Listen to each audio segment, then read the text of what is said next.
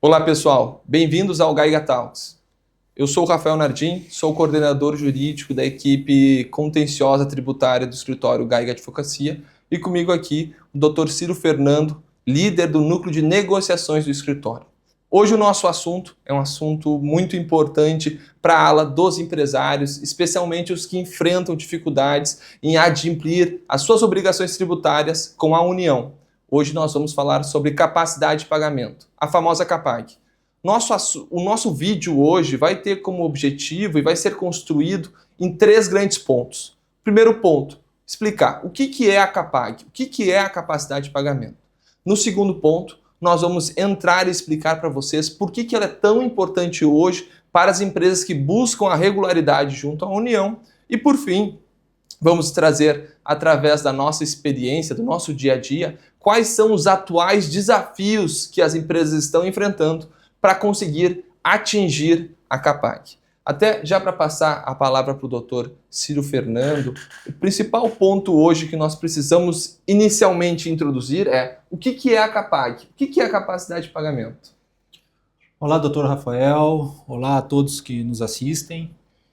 Sem dúvida, o tema tratado no vídeo de hoje detém grande relevância, inúmeras nuances e tem gerado discussões entre a advocacia pública e privada aí pelo menos nos últimos 3 anos.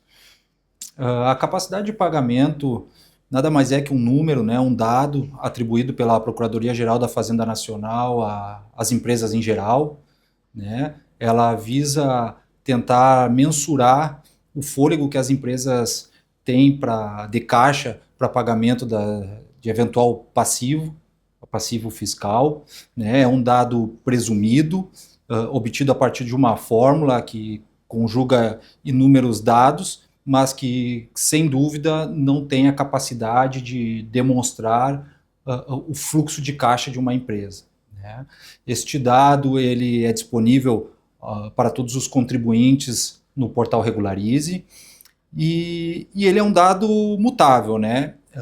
Ele é um dado que, no primeiro momento, ele é presumido, como já dito, pela Procuradoria, né? Porque ela precisa ter este número em caso de eventual negociação com as empresas, né? Poder tentar identificar se aquela empresa precisa de condições excepcionais para pagamento da dívida, como descontos e um parcelamento mais estendido, porém ele é mutável, né? E para ajuste dessa informação, existe um procedimento próprio, um procedimento previsto na Portaria 6757 de 2022 da Procuradoria da Fazenda, né? Um procedimento que detém um rito já determinado e que exige muito do contribuinte, né?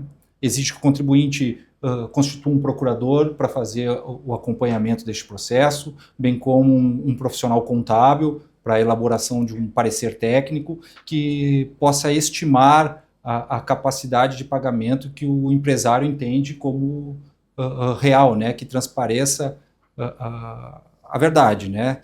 Porque nada mais é do que um procedimento que vai tentar demonstrar a incapacidade estrutural daquela empresa de geração de caixa.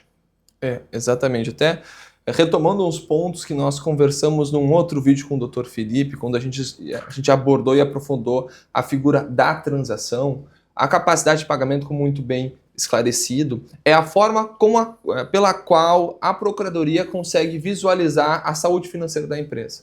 Por que ela é tão importante, né? Até esse é um assunto do segundo ponto, mas a questão da CAPAG hoje é a visão, né? Hoje a Procuradoria não teria condições de conseguir fazer uma avaliação precisa, efetiva de todos os contribuintes, porque isso demandaria muito tempo, muitos recursos, tanto pessoais como também internos, para desenvolver uma análise tão precisa sobre o quanto cada empresa, cada contribuinte terá condições de pagar nos próximos 5 anos em relação ao seu passivo. Isso demandaria muito tempo, então criou-se essa figura da capacidade de pagamento. É uma análise automática de sistema, por isso que foi comentado capacidade de pagamento presumida. O sistema analisa indicadores, vetores internos das demonstrações contábeis da empresa e presume dentro dessa realidade um valor, né, que ao ser comparado ao passivo vai se identificar se a empresa tem condições ou não tem condições de pagar o seu passivo nas condições ordinárias. O que são condições ordinárias? Negociações de até 60 parcelas, sem qualquer tipo de desconto. E caso a empresa esteja enquadrada nessa CAPAG, que a gente chama de uma CAPAG boa, uma CAPAG que os créditos são considerados como recuperáveis, ela vai estar classificada no rating A ou B. Todas as empresas que estiverem, né, vinculadas a um desses ratings não vão ter oportunizados qualquer tipo de desconto. Já as CAPAGs C e D, que são os ratings hoje que possibilitam descontos, é quando a procuradoria analisa a empresa e presume, olha, com base nos vetores, realmente a empresa não tem condições de pagar a sua dívida nos próximos 5 anos. A grande questão é que a CAPAG, para um universo nacional, é uma ótima ideia, é uma ótima iniciativa por parte da Procuradoria. Mas, infelizmente, o sistema apresenta distorções. Quantos casos aqui dentro do escritório nós já identificamos de empresas que têm uma dificuldade financeira gigantesca e, em virtude de esses indicadores, através desse cálculo presumido, entenderem que, na realidade, a empresa está saudável, a empresa que deveria ter uma negociação facilitada não tem acesso. A empresa acessa o sistema e verifica que a CAPAG dela é A ou B. Ou seja, a Procuradoria acredita que ela consegue pagar o seu passivo em 5 anos sem qualquer tipo de ajuda da União. E muitas vezes, já teve reuniões que nós fizemos que nem o próprio empresário confiava, tinha tanta confiança que a empresa conseguiria produzir aquele resultado para sobreviver, quanto mais pagar o seu passivo. Então, um dos pontos que também é importante da gente conversar é verificar que existem sim muitas CAPAGs distorcidas que precisam ser analisadas pelo ponto de vista efetivo. Eu acredito que a grande maioria não representa a capacidade de geração de caixa da empresa, né? E essa interpretação da Procuradoria, né, muitas vezes, de que todos querem obter condições facilitadas de pagamento, acaba prejudicando aqueles que precisam, né? Então, uma empresa que entra num procedimento de revisão de capacidade de pagamento e que realmente detém necessidades de condições facilitadas, ela já está estrangulada por atos expropriatórios dentro das execuções fiscais, né? Pedidos de penhora, bloqueio, muitas vezes protestos extrajudiciais, né? Inclusão em cadastros negativos. E o procedimento é um procedimento moroso, né? Em virtude dessa grande demanda que se tem, hoje um pedido, quando percorrido até o final, ele pode chegar a 24 meses de duração, né?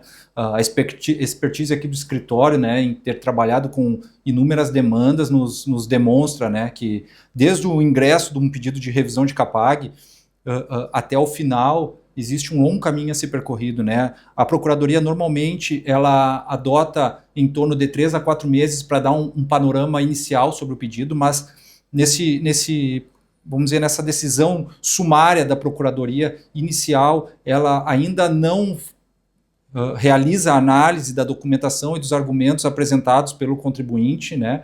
Ela se utiliza de outros métodos de análise desses números, não iguais àqueles que atribuem a capacidade presumida, mas ainda assim sem analisar a argumentação apresentada pelo contribuinte.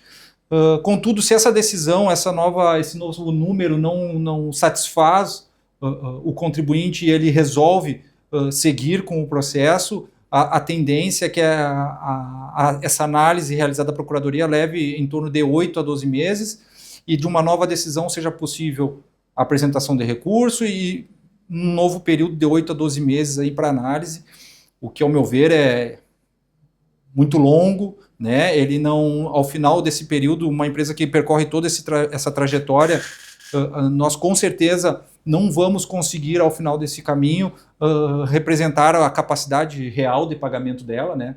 Porque se pensarmos que, como exemplo, uma empresa que entrou com um pedido de capacidade de pagamento de revisão no ano de 2024, a portaria 6757 de 22, ela exige uma documentação, né, balanços e demonstrativos, normalmente retomando os últimos 2 exercícios. Então, um pedido realizado em 2024, ele vai retomar o exercício de 22, 23. Vamos dizer que esse processo vem a findar em 2026, como nós vamos poder dizer, né, que aquele número que se chegou em 26 vai representar a capacidade da empresa, né? Impossível. Então, a tendência é que lá em 26 a condição da empresa ainda seja pior do que aquela quando do ingresso do pedido, né, doutor Rafael? Perfeito. Isso, sem dúvida, nós vemos aí uma violação até ao princípio da capacidade contributiva do contribuinte, e estamos num dos grandes gargalos, eu acho, deste processo, né? Não, perfeito. A gente hoje me parece que esclarece com bastante presteza o ponto 1 do vídeo, que é a questão do que é a capacidade de pagamento. Então, realmente, é como se fosse a visão da Procuradoria. E tu já entraste em vários pontos do nosso ponto 2, que é por que da sua importância. Hoje, né, caso a gente vá fazer uma análise das opções de negociação na esfera federal, como o empresário pode negociar a sua dívida na esfera federal, nós visualizamos que a transação é a única modalidade de negociação que proporciona descontos, né? Então, se hoje a única modalidade, dentre as suas mais diversas espécies que a transação apresenta na atualidade, é a que proporciona descontos, então uma negociação facilitada, uma negociação com alongamento de parcelas, a Capag vira o ponto central da empresa. Se a empresa não tem uma Capag compatível com a sua realidade financeira, ela nunca vai ter acesso à negociação que seria compatível à sua realidade e que ela deveria ter acesso, né? Hoje a transação, eu sempre comento isso com os empresários, por mais que inicialmente parta do pressuposto que é um direito da empresa, a gente tem que ter uma visão muito precisa que ela é um instrumento de arrecadação. A Procuradoria quer utilizar a transação para arrecadar créditos que ela não está conseguindo arrecadar pelas metodologias ordinárias. Então, nós, tanto escritório como empresa, precisamos demonstrar de uma forma técnica, de uma forma aprofundada, o porquê a capacidade de pagamento presumida, a capacidade que aparece no sistema Regularize, na APA capacidade de pagamento, não corresponde com a realidade. E para a gente chegar nesse ponto, tem um trabalho muito técnico, um trabalho muito aprofundado. Quando a gente fala presunção, é um sistema que entrega um valor automatizado. Quando a gente fala de capacidade de pagamento efetiva, nós estamos nos referindo a um requerimento específico, onde tem uma minuta, tem uma análise de um laudo contábil feito por um especialista da área, tem toda a validação e a verificação de balancetes, balanços patrimoniais, DREs, e especialmente dos demonstrativos de fluxo de caixa, para chegar à Procuradoria e basicamente, de uma forma mais lúdica, esclarecer, né? Procurador, essa capacidade presumida não corresponde à minha realidade. Vamos botar esses vetores de lado e vamos falar da minha realidade. Para o procurador se sentir à vontade e convencido de que ele precisa mudar a capacidade presumida, o advogado representando a empresa precisa trazer uma peça muito bem fundamentada, justificando todos os pontos hoje que mostram que aquela capacidade não corresponde à realidade. Pontos esses que vão tocar sim na parte contábil, na parte técnica, mas também vão contar muitas vezes em situações, em eventos fáticos, reais. As empresas aqui do Rio Grande do Sul tiveram recentemente a questão climática, a questão das enchentes de 2024. Com certeza a contabilidade reflete todo aquele impacto, mas também trazer toda essa narrativa, demonstrar para a Procuradoria que às vezes os números frios não vão mostrar a tamanha profundidade, qual foi o impacto, a lesão que aquele evento climático causou à operação, é algo importante se transparecer. Os números não mostram, então cabe a nós, através desse pedido de revisão de Capag, trazer, porque hoje, sem uma Capag em rating C ou D, nós não conseguimos alcançar uma negociação mais acessível para a empresa. Nesse cenário, até já trazendo esses pontos, como é que tu vê o pedido de revisão de Capag na atualidade hoje, especialmente a sua construção? Eu sei que nós vamos, mais ao final do nosso vídeo, trazer um pouco mais de crítica sobre a análise que algumas Capags estão chegando, mas especialmente Como hoje o núcleo de negociações do escritório analisa esse primeiro passo da revisão de CAPAG? A questão do levantamento de documentos e até mesmo a sua análise. Eu acho que você foi muito claro nas dificuldades aí que são apresentadas para enfrentar esse processo, né? Realmente é um trabalho muito grande que tanto o profissional da advocacia quanto o contábil tem que desenvolver em cima disso, né? Mesmo porque já impossível não mencionar, não trazer um gancho a um outro gargalo dessa questão, que é a parte da transparência, né, doutor Rafael?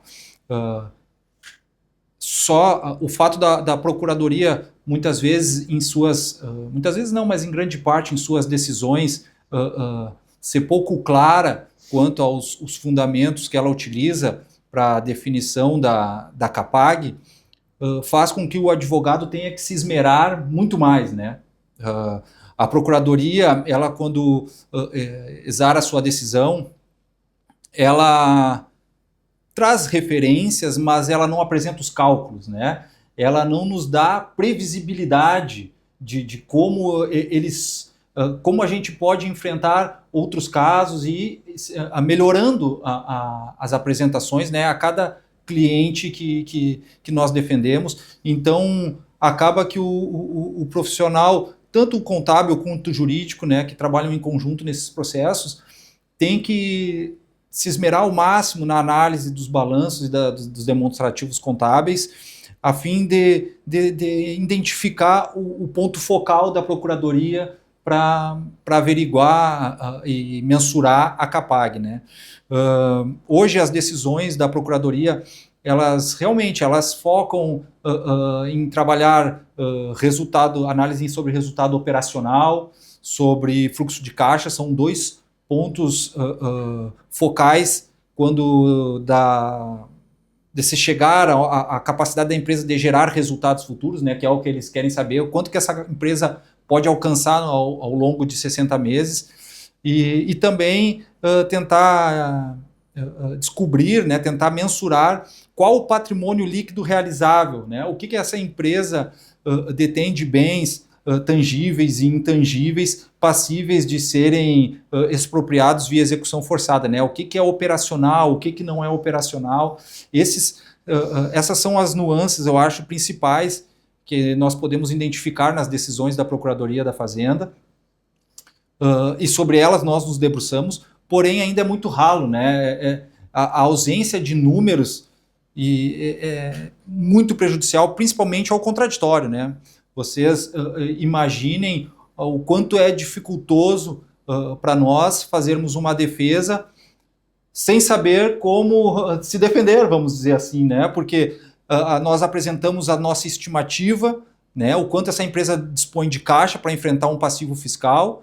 A Procuradoria vem e diz que não, este teu número não é o que nós entendemos como correto, o número que entendemos como correto é este, porém os cálculos não são transparecidos, né? E como impugnar este número, né? Sim. Nós temos que praticamente reiterar de forma ainda mais aprofundada, se é que tem como, tudo aquilo que foi abordado inicialmente para levar em sede de recurso, tentar modificar aquele pensamento da Procuradoria, né? Torcer que o próximo procurador que for assumir aquele caso tem um pensamento diferente daquele primeiro, né, doutor? Perfeito. Até a gente acaba já ingressando no terceiro e último bloco do vídeo, que é os desafios da atualidade, né?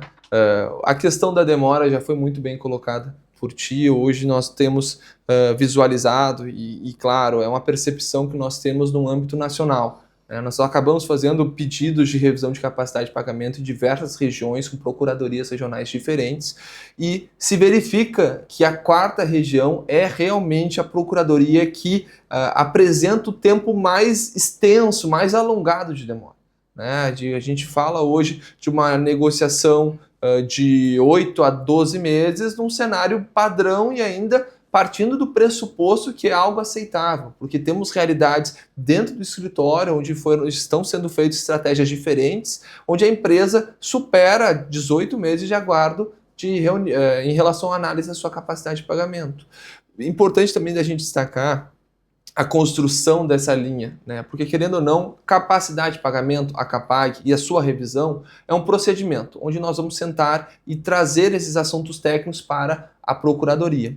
Felizmente, nós temos colegas procuradores muito técnicos que têm facilitado e auxiliado bastante na construção de negociações justas, né? Onde realmente a parte contábil é analisada, onde se tem um cuidado muito grande com o impacto social que as empresas trazem para a própria sociedade, não só uma relação arrecadatória entre o quanto a União conseguiria levantar desse contribuinte sem pensar em toda a sua responsabilidade com o ambiente, com a região a qual ela impacta. Mas o principal ponto que eu acredito que seja o desafio número 1 enfrentado nas análises de capacidade de pagamento, que foi muito bem pontuado por ti, é a ausência de transparência, ou pelo menos de uniformidade da análise da CAPAG. Nós, em virtude dessa experiência, acabamos colhendo inúmeras decisões que, tradicionalmente, além de serem decisões sucintas, curtas, 2, 3 páginas, é repetido a troca dos fundamentos, decisões em que é indicada a revisão de capacidade de pagamento segundo um sistema interno da Procuradoria. Não é esclarecido como é que o sistema funciona. Só diz que o sistema apurou os valores e entregou a capacidade de pagamento no número tal. Em outras decisões, vem a figura do resultado operacional ajustado, indicando que, avaliando o resultado operacional ajustado, nos últimos 6 anos, dados que a própria lei e nem a Procuradoria refletem nem questionam o contribuinte, os últimos 6 anos, a decisão transparece isso, a decisão da capacidade de pagamento é X. Quais foram os ajustes feitos nesse resultado operacional para se chegar nesse cálculo? Ou seja, não se tem transparência. Hoje, a transparência e como o escritório tem conseguido contornar esse desafio é a marcação de audiências. Nós temos uma proximidade muito grande com os procuradores que iniciam essas negociações e, felizmente, a negociação ela não se resume entre um protocolo e uma decisão. Geralmente, nós temos várias audiências intercaladas a qual a gente se aproxima do procurador, compreende como ele está analisando a empresa e auxilia trazendo esclarecimentos, contrapondo posicionamentos, porque quando a gente tem esses ambientes de audiência, nós temos clareza, mas nem sempre nós temos concordância com a visão da própria Procuradoria. Em alguns casos, tem apontamentos feitos no sentido de que, em virtude, por exemplo, do faturamento da empresa estar crescendo, a capacidade de pagamento dela não poderia estar inferior à sua dívida, né? Como se ela estivesse melhorando a sua operação. E qualquer aluno de contabilidade dos primeiros anos vai poder justificar inúmeros cenários de empresas que têm seu faturamento crescendo, mas não quer dizer que a operação está saudável.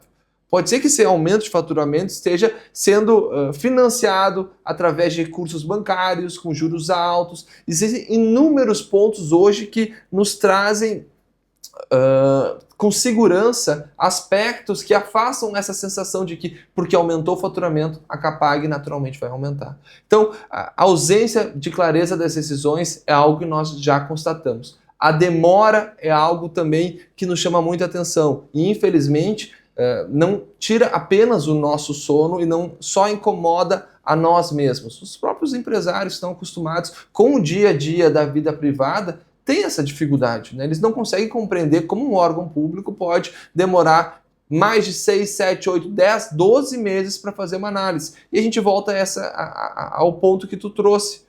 Se a gente vai analisar a capacidade de pagamento, a gente pega um retrato, né? Então, no momento que eu faço o protocolo, eu vou ter o retrato da empresa. A empresa está com dificuldade financeira em virtude disso, disso, disso. Vão ter os demonstrativos contábeis anexados e a análise vai se dar a partir daquela janela. Se a gente demora 8, 9, 10, 2 anos para analisar uma revisão de CAPAG, a gente não está mais com o mesmo cenário financeiro. Com certeza ele vai ter mudado. Potencialmente pode ser pior, eventualmente pode ser melhor. Mas qual é a pertinência dessa revisão?